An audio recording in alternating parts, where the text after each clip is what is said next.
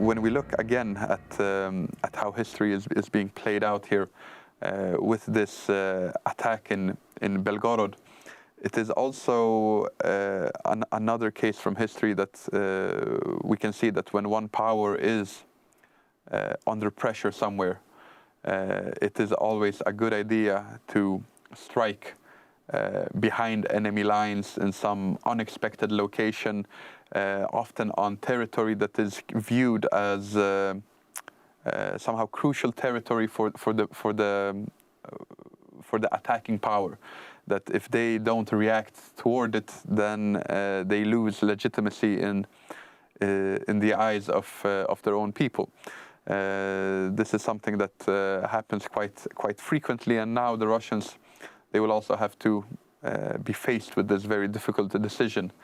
Do we continue with our troop concentration in the area of Bakhmut and try to press on?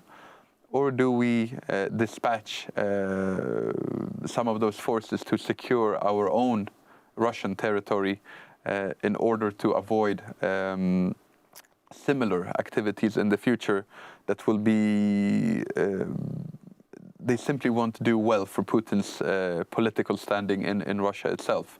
So again, here is that difficult division that we spoke about earlier, that sometimes there is the very rational military target that you have ahead of you, but at the same time you have to take into consideration into internal politics, how to secure your own throne, so to say, and also how just people will react instinctively to bad pieces of news, such as the people who went to bed in Russia with the knowledge that for the first time since 1943, a part of Russian territory is under occupation from a foreign power. So that is one of those, even if it can be considered a needle prick, it is a needle prick that has been delivered into a very fragile part of the Russian psyche, so to say. They always have this view of themselves as invisible and as people who dominate others, not people who are being dominated themselves. So it certainly is something that for Russian self-confidence, it is a very difficult blow.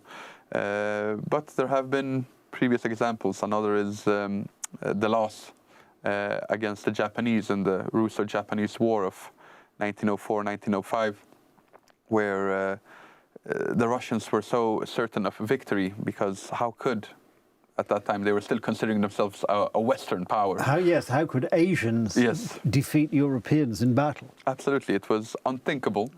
So when they started suffering their initial defeats on land in the east, they thought, okay, well, this is, we just need to regroup. We need to transport some of our people from Moscow, St. Petersburg, further east. But also we need to send our Baltic Sea fleet to East Asia. And of course, that is a process that back then took 7 or 8 months.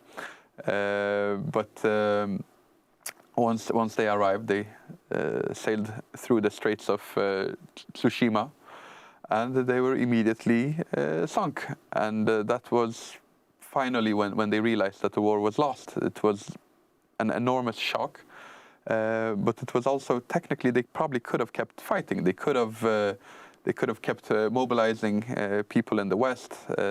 Maybe they would have been able to assemble a large enough mass of soldiers that could have defeated the Japanese, but it was more of a psychological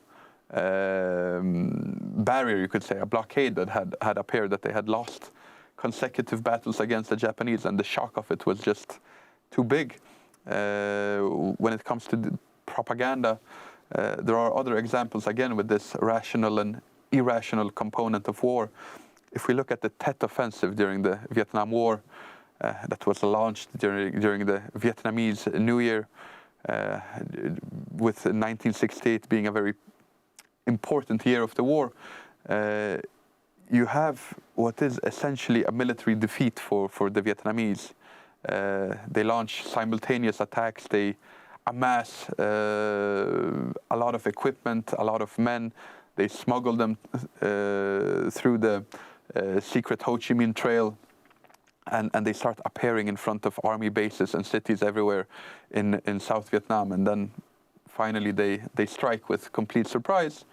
But the Americans, after the initial shock, they beat them back everywhere and really strike a very severe blow against the Vietnamese forces. But Adam, alas, we've been defeated by the clock in the corner of the studio, so I'm going to have to ask you to pause there, but we will pick it up next time. Alas, I've had to interrupt Adam almost in mid-sentence, but fear not, if you join us next time on Poland Daily History, as I hope you will, we'll pick up the story. In the meantime, thank you for watching.